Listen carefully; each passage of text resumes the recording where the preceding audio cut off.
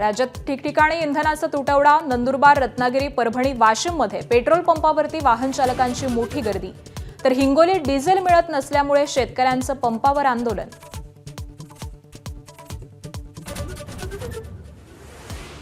राज्याच्या अनेक भागात भीषण पाणी टंचाई. हिंगोलीतल्या खंडाळा गावात विहिरीच्या तळाला गेलेलं पाणी मिळवण्यासाठी जीवघेणी कसरत. पाण्याचा प्रत्येक थेंब बनला अनमोल.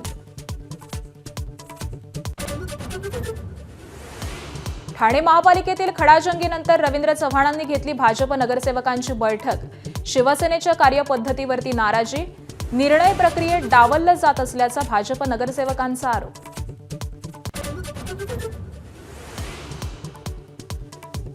केरळमध्ये 10 वर्षांनंतर काँग्रेसची सत्ता स्थापन होणार. व्ही.डी. सतीशन आज 20 मंत्र्यांसोबत घेणार मुख्यमंत्रीपदाची शपथ. काँग्रेसचे 11 तर आययूएमएलचे 5 मंत्र्यांचा शपथविधी.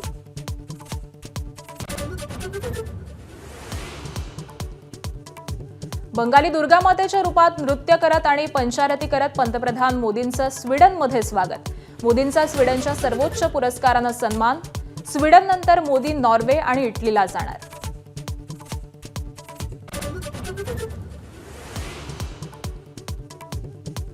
अमेरिका आणि इराणमध्ये शांती करार झाला नाही तर वाईट परिणाम होतील. डोनाल्ड ट्रम्प यांच्या धमक्या सुरूच. इराणच्या ड्रोनवरील हल्ल्याचा एआय व्हिडिओ जारी.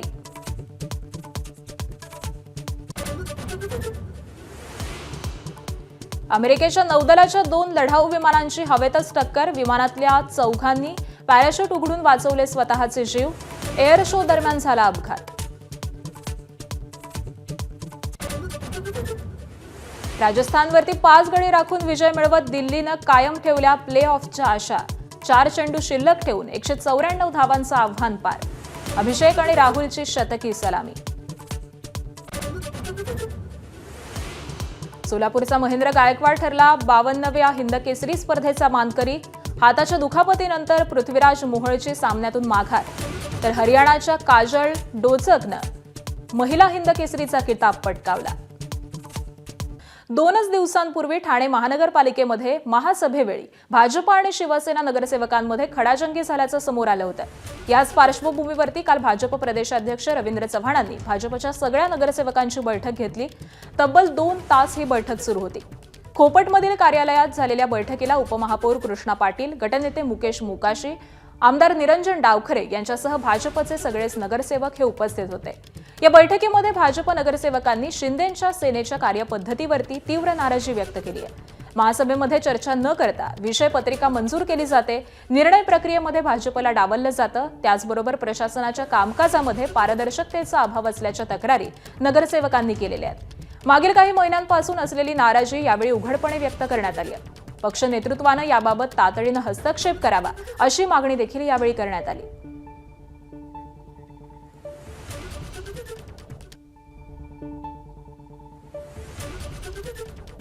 तर ठाण्यातील भाजप नगरसेवकांच्या नेमक्या तक्रारी काय आहेत आपण जाणून घेऊयात. भाजप नगरसेवकांची शिवसेनेच्या कार्यपद्धतीबाबत तीव्र नाराजी आहे.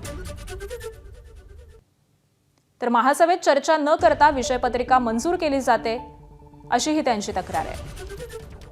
निर्णय प्रक्रियेत भाजपला डावललं जातं.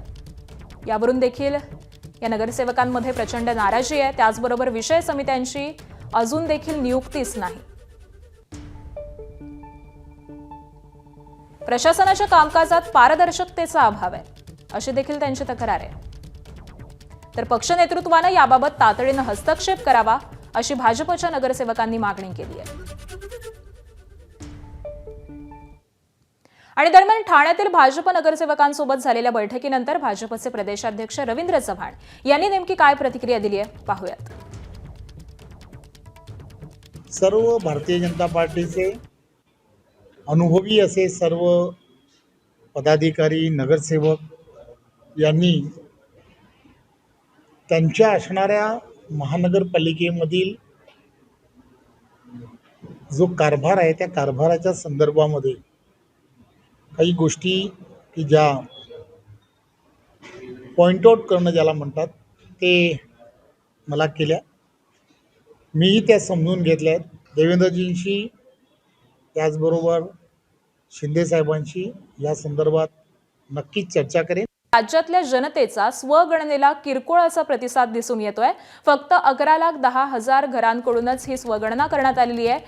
1 ते 14 मे पर्यंत स्वगणनेची मुदत देण्यात आलेली होती. तर 1.5 लाख घरांकडून स्वगणनेत नोंदणीची अर्धवटच प्रक्रिया ही सध्या दिसून येते. त्याचबरोबर पुण्यामध्ये सर्वाधिक 1.5 लाख घरांची स्वगणना झालेली आहे आणि मुंबई उपनगर, ठाणे, मुंबई, नाशिक टॉपच्या 5 शहरांमध्ये यांची नोंद झाली आहे.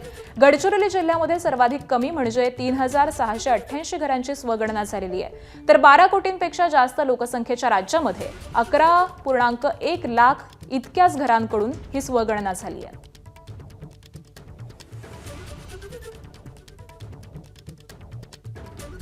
UAEच्या अणुऊर्जा केंद्रावरती इराणनं ड्रोन मारा केलेला आहे. तर ड्रोन हल्ल्यानंतर अणुऊर्जा केंद्रावरती प्रचंड अशी आग लागली आहे. बाराकाह अणु प्रकल्पाच्या वीज जनरेटरला देखील आग लागल्याचं कळत आहे. तर सुदैवानं युरेनियम आणि युरेनियम विकसन भाग हा सुरक्षित असल्याचं कळत आहे. अणु प्रकल्पावरील हल्ल्यांमुळे शांतता चर्चेला काहीसा धक्का बसल्याचं चित्र आहे. इराणच्या हल्ल्यानंतर भारताकडून देखील चिंता व्यक्त केली जाते.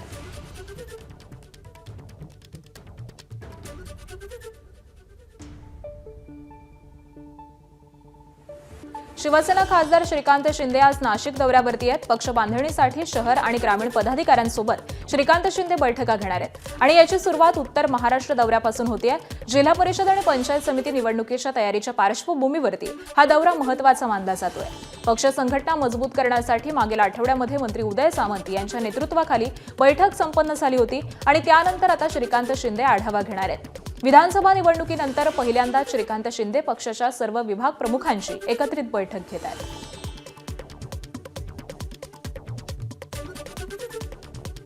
पाणी फाउंडेशनच्या माध्यमामधून संपूर्ण महाराष्ट्रामध्ये जलसंधारणाची मोठी लोकचळवळ ही उभी करणारे अभिनेते आमिर खान आणि आता विदर्भाला दुष्काळ मुक्त करण्यासाठी पुढाकार घेत आहेत.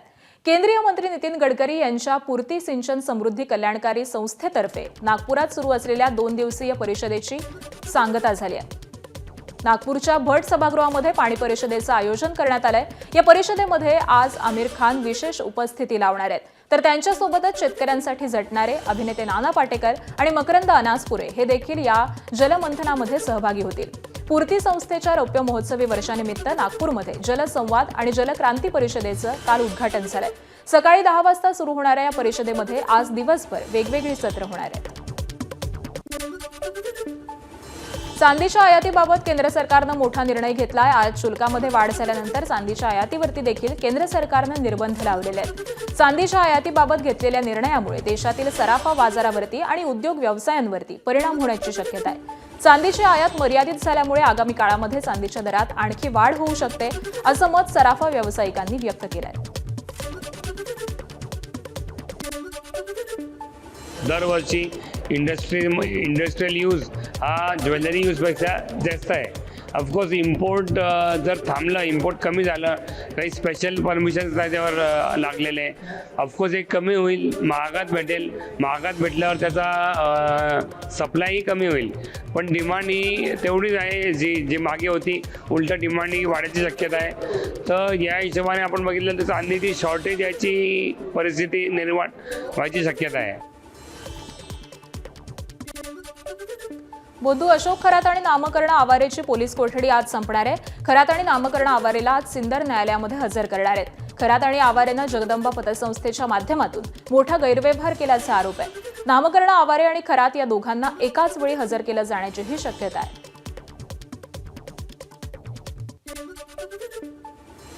आणि धक्कादायक बातमी आहे स्वराज्याची राजधानी किल्ले रायगडावरून. अखेर किल्ले रायगडावरती नको ते सापडलंच. रायगडावरती 50हून अधिक दारूच्या बाटल्यांचा खच आढळून आलाय. यामुळे शिवप्रेमींमध्ये कमालीचा संताप आहे. MTDCच्या खोल्यांजवळ असलेल्या राणी वसाच्या मागच्या बाजूला विविध ठिकाणी दारूच्या बाटल्या, प्लास्टिकचा कचरा, अस्वच्छता आढळून आलेली आहे. स्थानिक नागरिक आणि इतिहासप्रेमींच्या मते गडावरती सुरक्षा व्यवस्था आणि नियंत्रण यंत्रणा अत्यंत अपुरी पडत असल्यामुळे असले प्रकार घडतायत. गडाच्या प्रवेशद्वारावरती काटेकोर तपासणी होत नसल्यामुळे काही जण दारूच्या बाटल्या घेऊन गडावरती जात असल्याचा शिवप्रेमींकडून आरोप केला जातोय. पुरातत्व विभाग नेमकं काय करतंय असा सवाल देखील आता शिवप्रेमी विचारतायत. व्ही.डी. सतीशन आज केरळच्या मुख्यमंत्री पदाची शपथ घेणार आहेत. सतीशन हे केरळचे 13वे मुख्यमंत्री म्हणून शपथ घेतील. त्यांच्यासह 21 मंत्री देखील शपथ घेणार आहेत. केरळमध्ये मुख्यमंत्री पदासाठी काँग्रेसमध्ये सतीशन, के.सी. वेणुगोपाल आणि रमेश चेन्निथला यांच्यामध्ये स्पर्धा होती. या शपथविधी सोहळ्यास काँग्रेसचे राष्ट्रीय अध्यक्ष मल्लिकार्जुन खरगे, राहुल गांधी, प्रियंका गांधी यांच्यासह कर्नाटक, तेलंगणा आणि हिमाचल प्रदेशचे मुख्यमंत्री आणि तामिळनाडूचे मुख्यमंत्री विजय हे उपस्थित राहणार आहेत. तिरुवनंतपुरम इथल्या सेंट्रल स्टेडियममध्ये हा शपथविधी सोहळा पार पडणार आहे. पंतप्रधान नरेंद्र मोदींचं स्वीडनमध्ये जोरदार स्वागत. बंगाली दुर्गा मातेच्या रूपात सादरीकरणानं मोदींचं स्वागत. बंगाली नृत्य सादर करत भारतीयांकडून मोदींचं स्वागत. पंतप्रधान मोदी सध्या 5 देशांच्या दौऱ्यावरती आहेत. स्वीडननंतर मोदी नॉर्वे आणि इटलीला जाणार आहेत.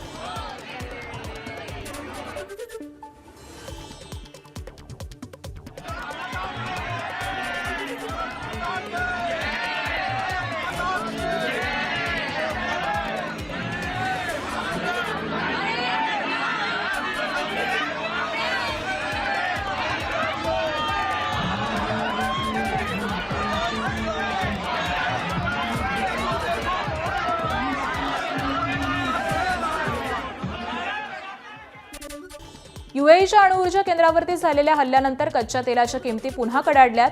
कच्चं तेल $110 प्रति बॅरलच्या पुढे गेलंय. एका दिवसांमध्ये कच्च्या तेलाचे दर 1% वाढले. रशियन तेलाच्या खरेदीवरती अमेरिकेचे पुन्हा निर्बंध लागू.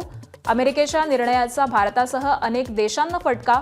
16 मे पर्यंतच रशियन तेलावरचे निर्बंध हे शिथिल होते. रशियन तेल खरेदीवरती निर्बंध नको अशी भारतानं विनंती केलेली होती. मार्चमध्ये रशियाच्या निम्म्या कच्च्या तेलाची खरेदी ही भारताकडून करण्यात आली आहे.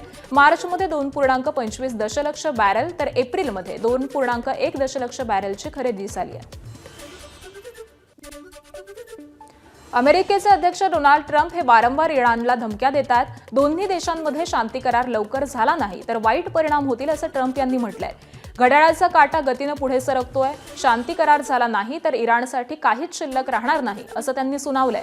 ट्रम्प यांची वक्तव्य पाहिल्यावरती ते पुन्हा हल्ल्याच्या तयारीत आहेत का असा सवाल उपस्थित झालाय. सध्याची शांतता ही वादळापूर्वीची असल्याचंही म्हटलं जात आहे.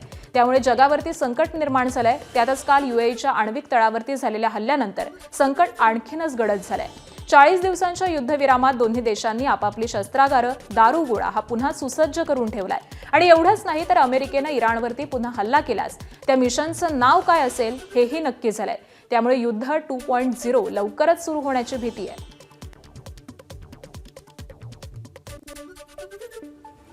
इराणला सोशल मीडियावरून धमकावल्यावरती आता ट्रम्प यांनी एक व्हिडिओ देखील जारी केलाय. त्यामध्ये त्यांनी एआयचा सहारा घेतलाय. एआय व्हिडिओमध्ये ट्रम्प हे इराणचं ड्रोन पाडताना दिसतायत. अमेरिकेच्या एका युद्धनौकेवरून ट्रम्प यांनी इराणी ड्रोन पाडला असं या व्हिडिओमध्ये दाखवण्यात आलंय. अमेरिकन युद्धनौकेकडे येणाऱ्या एका इराणी ड्रोनला लाल रंगाच्या लेझर बीमनं पाडलं असं या व्हिडिओमध्ये दाखवण्यात आलंय. इराणच्या संसदेच्या उपसभापतींची अमेरिकेला धमकी. तेल ठिकाणांवरील हल्ल्यांना सडेतोड प्रत्युत्तर देऊ. इराणी संसदेचे उपसभापती हाजी बाबाई यांची धमकी. आमच्या हल्ल्यानंतर जगाला तेल मिळणं बंद होईल असं देखील हाजी बाबाई यांनी म्हटलंय. जग तेलासाठी वणवण भटकेल असा इशारा देखील त्यांनी दिलाय. अमेरिकेत एका एअर शो दरम्यान अमेरिकन नौदलाच्या 2 लढाऊ विमानांची हवेत टक्कर झाली. अपघातानंतर दोन्ही विमानातल्या 4ही क्रू मेंबर्सनी तातडीनं इंजेक्ट केल्यामुळे जीवितहानीही झाली नाही. मात्र दोन्ही विमान पूर्णपणे नष्ट झाली आहेत. दोन्ही विमानं EA-18G ग्रॉवलर्स या प्रकारातली होती. सुप्रीम कोर्टातल्या सगळ्या सुनावण्या या व्हिडिओ कॉन्फरन्सिंगद्वारे होणार आहेत. पंतप्रधानांच्या इंधन वाचवा मोहिमेला सुप्रीम कोर्टानं अशा पद्धतीनं प्रतिसाद दिलेला आहे. 2 दिवस कोर्टाचे 50% कर्मचारी हे घरामधूनच काम करणार आहेत. तर सुप्रीम कोर्टाचे न्यायमूर्ती देखील स्वतंत्र गाड्यांऐवजी सामूहिक गाड्यांमधून प्रवास करणार आहेत.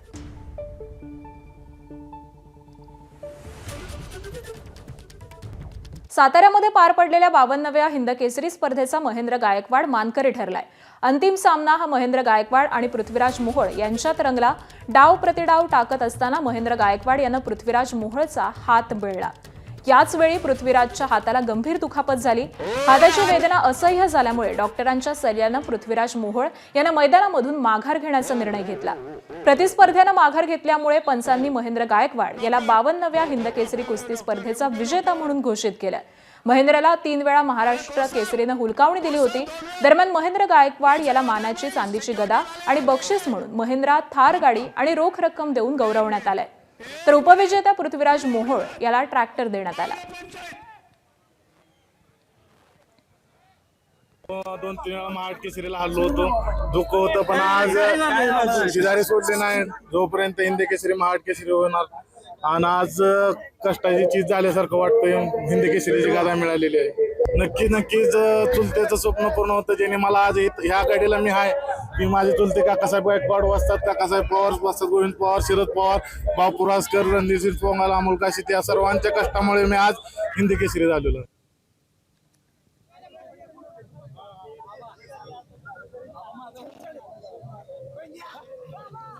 नवी मुंबईमधील खाडी परिसरातील फ्लेमिंगोंचं मनमोहक दृश्य पाहायला मिळालंय. खाडीवरती जणू गुलाबी चादर पांघरल्यासारखा सुंदर नजारा पाहायला मिळाला. दरवर्षी मोठ्या संख्येनं फ्लेमिंगो पक्षी हे नवी मुंबईमध्ये दाखल होतात. नेरूळ, वाशी या परिसरामध्ये सर्रासपणे फ्लेमिंगोचं दर्शन होतं. तर फ्लेमिंगोमुळे खाडी परिसराचं सौंदर्य हे अधिकच खुलून दिसत असल्याची भावना निसर्गप्रेमींकडून व्यक्त केली जाते. तर अतिशय मनमोहक अशी दृश्य ही समोर आलेली आहेत नवी मुंबईमधून. नवी मुंबईमध्ये दरवर्षीच खाडी परिसरामध्ये फ्लेमिंगोंचं मनमोहक असं दृश्य सगळ्यांनाच पाहायला मिळत असतं. तर खाडीवरती जणू काही गुलाबी चादर पांघरल्यासारखा हा सुंदर नजारा पाहायला मिळतो.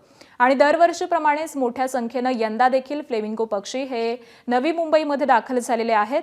नेरूळ, वाशी या परिसरामध्ये सर्रासपणे या फ्लेमिंगोचं दर्शन हे दरवर्षीच होत असतं आणि त्याच पद्धतीनं यंदा देखील यांचं दर्शन झालेलं आहे. फ्लेमिंगोमुळे खाडी परिसराचं सौंदर्य हे अधिकच खुलून दिसल्याचं देखील आपल्याला दिसून येत आहे आणि हे सौंदर्य अधिक खुललंय अशी भावना निसर्गप्रेमींकडून व्यक्त केली जाते.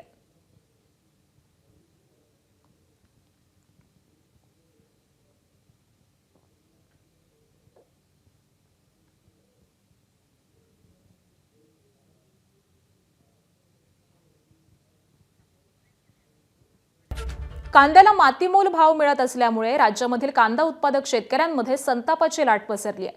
कांद्याला हमीभाव मिळावा, त्याचबरोबर शेतकऱ्यांच्या विविध मागण्यांसाठी नाशिकच्या मनमाडमधील लासलगाव बाजार समितीत शेतकरी एल्गार आंदोलनाचं आयोजन करण्यात आलंय. राष्ट्रवादी काँग्रेस शरद पवार गटाचे आमदार रोहित पवार, खासदार भास्कर भगरे यांच्यासह मोठ्या संख्येनं कांदा उत्पादक शेतकरी आंदोलनामध्ये सहभागी होणार आहेत. तर कांद्याचे दर सतत घसरत असल्यामुळे उत्पादन खर्च देखील निघत नसल्यानं शेतकरी हतबल झालाय. त्यामुळे सरकारनं तातडीनं हस्तक्षेप करून कांद्याला हमीभाव जाहीर करावा अशी मागणी आंदोलनकर्त्यांनी केली आहे.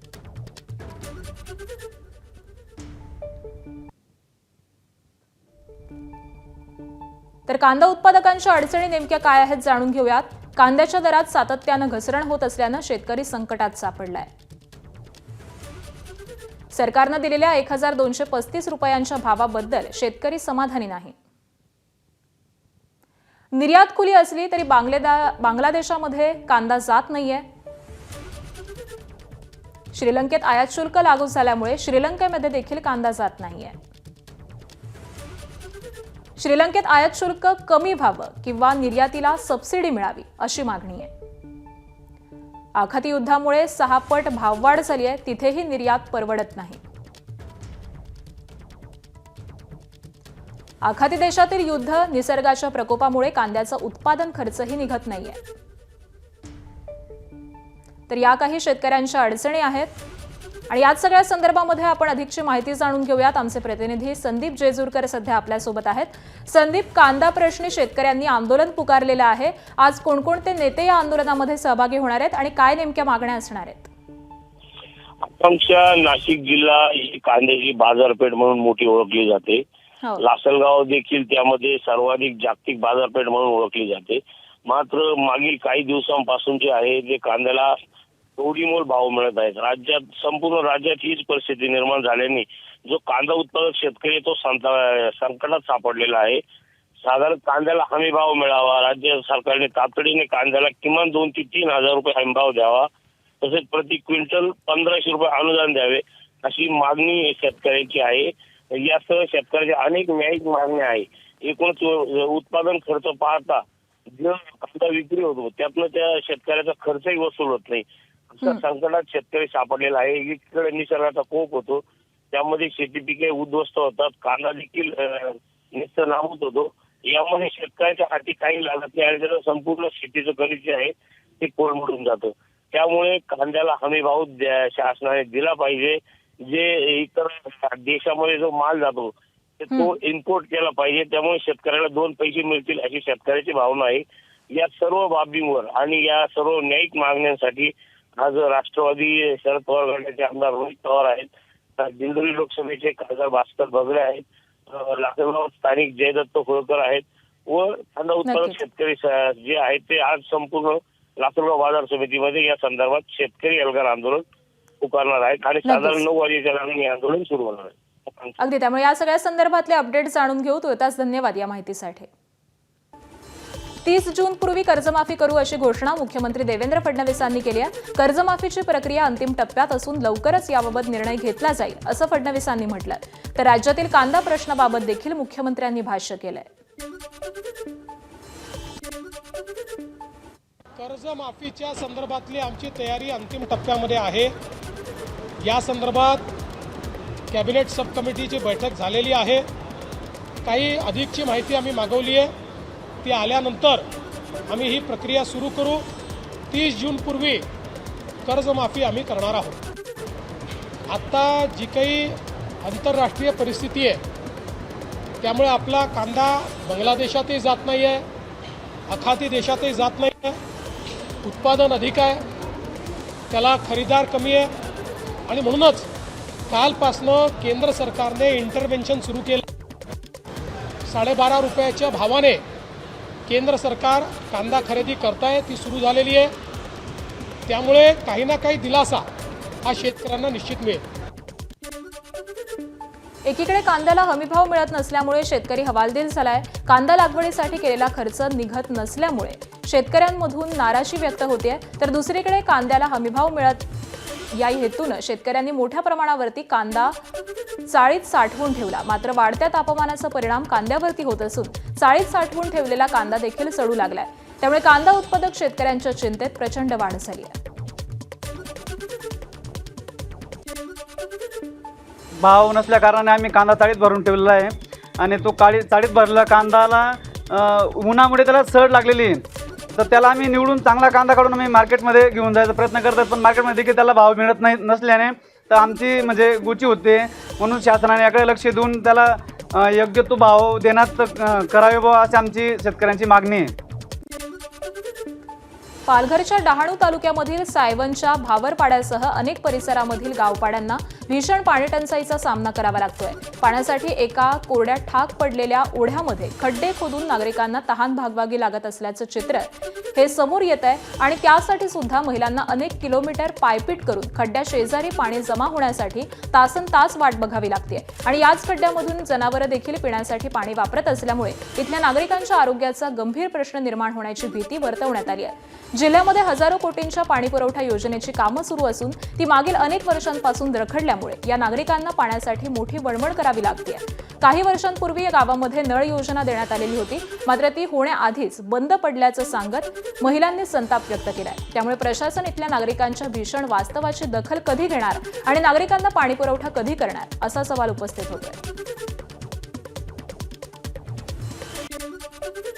पाण्याची आमची गावात काही नाही सोय होते. एवढा खाडा आहे, त्यांची बाटली खल भरून ने पाणी आम्ही डब्याला पण त्यांचा देव भरून लोट्याला तर पाणी ने आम्ही अढी लांब.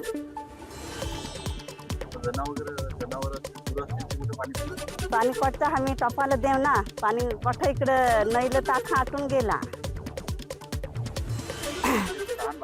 एवढ्या पाण्याने भेटतं पाणी पाहिजे तेवढं कुटुंबाला तर कोटतं याचाच त्याने पाणी कोठं विसरा नाही ना. केवळ विदर्भ मराठवाड्यातच दुष्काळाचे चटके बसतात असं नाही, कोकणात देखील धरणांनी तळ गाठलाय. रायगडच्या अलिबाग तालुक्यामधील उमदे धरणाची पाणी पातळी तळाला गेली आहे. त्यामुळे धरण क्षेत्रामधील 47 गावं आणि 33 आदिवासी वाड्यांवरती भीषण पाणी टंचाईचं संकट ओढवलंय. उन्हाळ्याच्या शेवटच्या टप्प्यामध्ये गावकऱ्यांच्या घशाला कोरड पडल्यामुळे पाणी प्रश्न ऐरणीवर आलाय. त्यामुळे महिन्याला 4 ते 5 हजार रुपये खर्च करून पाणी विकत घेण्याची वेळ इथल्या ग्रामस्थांवर आली आहे. धरणाच्या तळातील साचलेला गाळ उपसा करण्यासाठी उमटे धरण संघर्ष समितीकडून सातत्यानं पाठपुरावा करण्यात आला. मात्र अद्यापही गाळ उपसा न झाल्यामुळे धरणातील पाणी साठ्यामध्ये मोठी कमतरता भासू लागली आहे. तापमान प्रचंड वाढलेलं असून उन्हाचे चटके असह्य होत आहेत. धरणांमधील पाणी पातळीमध्ये देखील कमी झाल्यामुळे ग्रामीण भागासह शहरामध्ये देखील तीव्र पाणी टंचाई भेडसावते. आमच्याकडे कित्येक वर्ष आज पाणी मिळत नाही आहे आणि आमच्यासारख्या आज 55 ते 60 वर्षाच्या माझ्यासारख्या तरुणांना आज ड्रम घेऊन दुसऱ्या अर्धा किलोमीटर 1 किलोमीटर आज पाणी आणायला जायला लागतं. कारण पाणीच नाही ना, जे प्यायचं पाणी महत्त्वाचं आहे तेच मिळत नाही आहे. आणि ते आमचे सोर्स जो दुसरा आहे पाण्याचा तो दुसरा नाही, कारण आमचे उमटे डॉमरच डिपेंड सगळे आम्ही आहोत. कारण जे विहिरी आहेत प्रशासनाने बांधलेले आहेत त्यात पाणीच नाही आहे, कारण पाण्याची पातळी खाली गेलं. आता जर माझं म्हणणंच आहे की जर शासनाकडून एवढा जर पैसा येतो आहे तर त्या पैशाचं नियोजन झालं पाहिजे ना. जर धरणासाठी पैसा आला तर धरणासाठी योग्य नियोजन झालं पाहिजे. सकाळी 5 वाजता हंड घेऊन निघाले आमची माऊली. तिचा नंबर 11 वाजता येतो आणि 11 वाजता येऊन तिला 2 हंडच पाणी मिळतंय. आताची आपण जिल्हा परिषदेची निवडणूक बघितली, कित्येक कोटी रुपये उडवले असतील आणि जिल्हा परिषदेचे ज्यावेळी निकाल लागले प्रत्येकाच्या मतदारसंघात संपूर्ण जिल्ह्यात, त्यावेळी बॅनर काय होते, भले भले गार केले गंमत म्हणून. अरे मग आता भले भले गार करूया ना सामाजिक काम म्हणून, धरणाचा गाळ काढूया सामाजिक काम म्हणून. नुसते भले भल्यांना गार करून उपयोग काय आहे. रायगडमध्ये पाणी टंचाईची स्थिती मागील वर्षीच्या तुलनेमध्ये खूपच गंभीर होत चालली आहे. टंचाईग्रस्त गावांच्या संख्येत कमालीची वाढ झालेली असून टँकर वाढवण्याची वेळ प्रशासनावरती आली आहे. जिल्ह्यात सध्या 60 टँकरनं 62 गावं आणि 220 वाड्यांना टँकरनं पाणी पुरवठा केला जातोय. यावर्षी आतापर्यंत 1 लाखांहून अधिक नागरिकांना पाणी टंचाईची झळ बसली आहे. हिंगोली जिल्ह्यातील खंडाळा गावावरती भीषण पाणी टंचाईचं संकट ओढवलंय. मे महिन्यात वाढलेल्या उष्णतेमुळे गावातील विहिरी, बोरवेल आणि जलसाठ्यांनी तळ गाठलेला असून ग्रामस्थांना पिण्याच्या पाण्यासाठी अक्षरशः जीवघेणी कसरत करावी लागते. गावाजवळच्या एका विहिरीच्या तळाशी शिल्लक राहिलेलं पाणी मिळवण्यासाठी नागरिकांना विहिरीत उतरून जीवघेणी कसरत करावी लागते. तर दुसरीकडे प्रशासनाकडून अद्याप टँकरची कोणतीही व्यवस्था करण्यात आलेली नाही.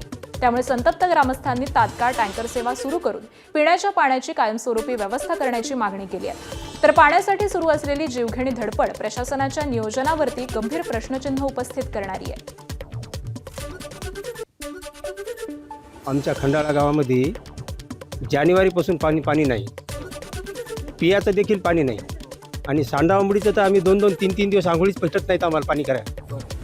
आणि मागं एक दिवस मंडळ अधिकारी आल्या होत्या, ठराव नेला त्यांनी 2 महिने झाले, तेव्हापासून त्या ठरावाची काही अंमलबजावणी झालेली नाही. मी एक दिवस भेटलो होतो मंडळ अधिकाऱ्याला, त्यांनी सांगितलं की वरच्या अधिकाऱ्याकडे आहे, आमच्याकडे काही नाही. आमच्या इथं पाण्याची अजिबात सुविधा नाही आहे, विहिरीला पण पाणी नाही आहे आणि खूप परेशानी होते आम्हाला. मुलांना वगैरे शिकवायचं सोडून आम्ही त्या मुलांना हेच पाणीच आणण्यात आम्ही व्यस्त राहतो. पाण्याची आमच्या इथं काहीच सुविधा नाही. वापरण्याचं पाण्याचं काय होतं? वापरण्याचंही नाही सर आणि पिण्याचंही नाही. खूप लांब लांब जाऊन आम्हाला 1-1, 2-2 किलोमीटर लांब जाऊन आम्ही पाण्याची हे करत असतो. त्याच्यातच चाललाय आमचा दिवस सगळा.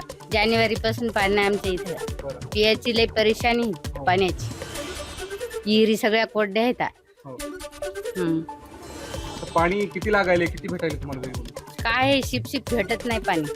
रात्रंदिवस आम्ही परेशान. अमरावतीच्या दर्यापूरमध्ये पालकमंत्री चंद्रशेखर बावनकुळेंचा जनता दरबार पार पडला. सध्या दर्यापूरमध्ये प्रचंड उष्णता आहे. त्यामुळे महिला शहराध्यक्षा मेघा भारती या बावनकुळेंना कागदानं हवा घालत होत्या. मात्र ही बाब बावनकुळेंच्या लक्षात आल्यानंतर त्यांनी लगेचच भारती यांना रोखलं. याचा व्हिडिओ सोशल मीडियावरती व्हायरल होतोय.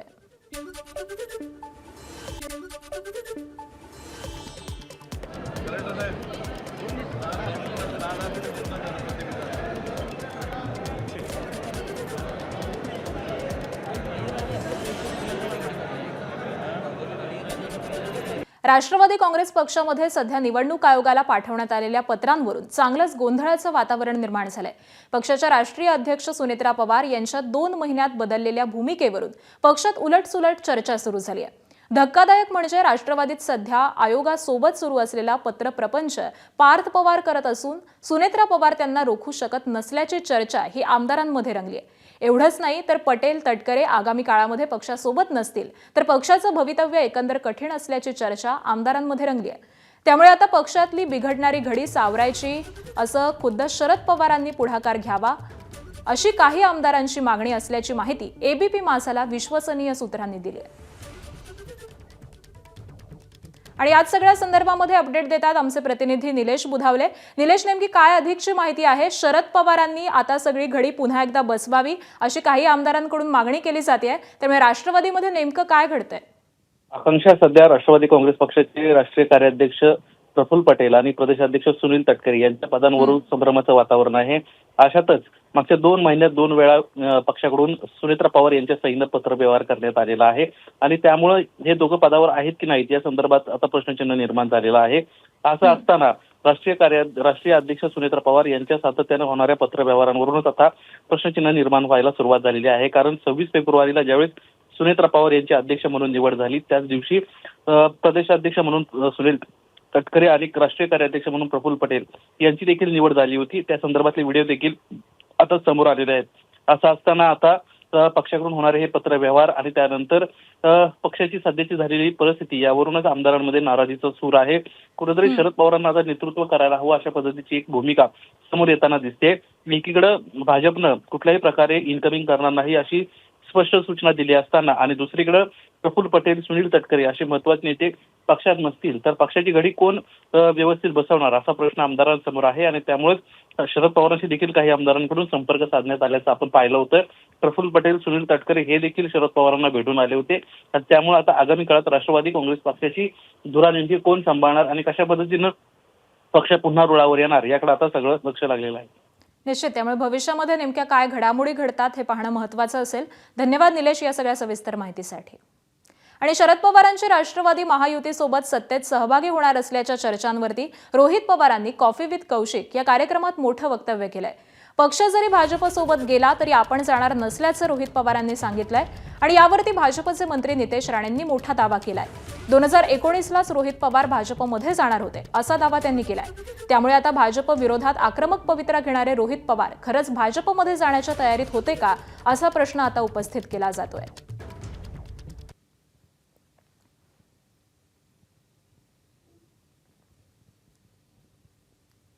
पण उलटही होऊ शकतं. कसं? म्हणजे महाविकास आघाडीतच तुमचाही पक्ष राहील असं कशावरून? पक्षाचं मला सांगता येणार नाही. पक्ष हा वरच्या लेवलला हँडल केला जातो. निर्णय हे अनुभवी नेते घेतले जातात. मी तसा अनुभवामध्ये फार लहान आहे. विचारामध्ये नक्कीच काही प्रमाणात पक्का झालेलो आहे. त्यामुळे तो निर्णय जेव्हा त्या ठिकाणी घेतला जाईल जो कदाचित घेतला जाणार नाही त्यावेळेस मग माझा वेगळा निर्णय तिथं असू शकतो. म्हणजे तुम्ही भाजपाबरोबर तुम्ही कधी जाणार नाही? नाही जाणार. पण माझं म्हणणं आहे की 2019ला रोहित पवार येत होते ना भाजपबरोबर, सगळी बोलणी झालेली होती. म्हणून एवढं भारतीय जनता पक्षाबद्दल द्वेष हे रोहित पवारांच्या तोंडी चांगलं वाटत नाही. त्यावेळी अगर योग्य पद्धतीने सगळ्या घडी बसली असते तर आज भारतीय जनता पक्षाच्या एक आमदार म्हणून रोहित पवार काम करत असते आणि म्हणून उगाचच्या मोठ्या वल्गना करण्यापेक्षा आपण आपल्या म्हणजे बोलतात ना लेवलमध्ये राहून राजकारण करायचं. विधान परिषदेमध्ये उद्धव ठाकरेंची केवळ 31.58% उपस्थिती असल्याचं कळतंय. सदस्यांच्या उपस्थितीची आकडेवारी ही समोर आलेली आहे. काही सदस्यांनी सलग 3 अधिवेशनामध्ये एकदाही हजेरी लावलेली नाहीये तर काही सदस्यांचा 90%हून अधिक उपस्थिती राखत आदर्श दिसून येतोय. तर भावना गवळी, रामराजे निंबाळकर यांची सलग 3 अधिवेशनांना दांडी आहे. अमोल मिटकरी, राजेश राठोड यांची 13 अधिवेशनामध्ये 100% उपस्थिती असल्याचं दिसतंय. मनीषा कायंदे, जगन्नाथ अभ्यंकर, सुधाकर आडबालेंची देखील 100% उपस्थिती आहे.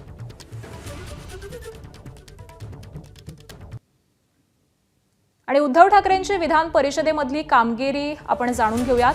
2020 मध्ये विधान परिषदेत प्रवेश झाला. 133 बैठकांपैकी केवळ 42 बैठकांना ते हजर होते आणि याची टक्केवारी आहे 31.58%.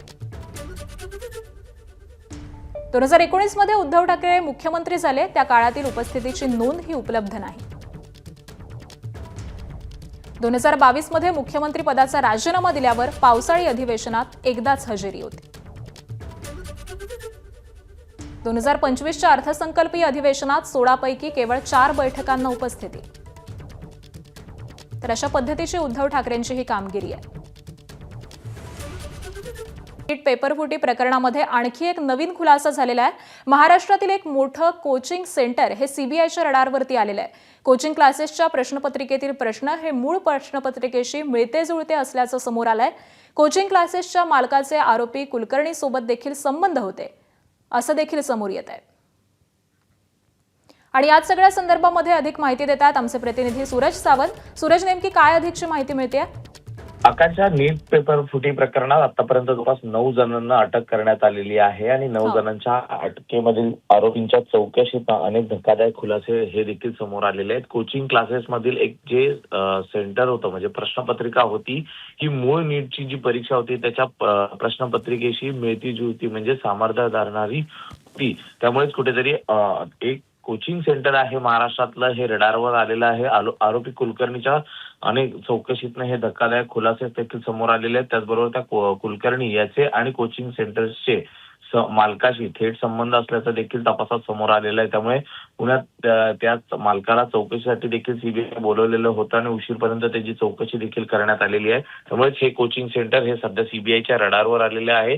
रविवारी सीबीआयच्या तपासात अनेक खुलासे समोर आलेले आहेत. त्यामध्ये अनेक ठिकाणी छापेमारी करण्यात आली होती. त्यातनं संगणक, लॅपटॉप, आयपॅड यासह इतर इलेक्ट्रॉनिक उपकरणे ही देखील सीबीआयने जप्त केलेली आहेत.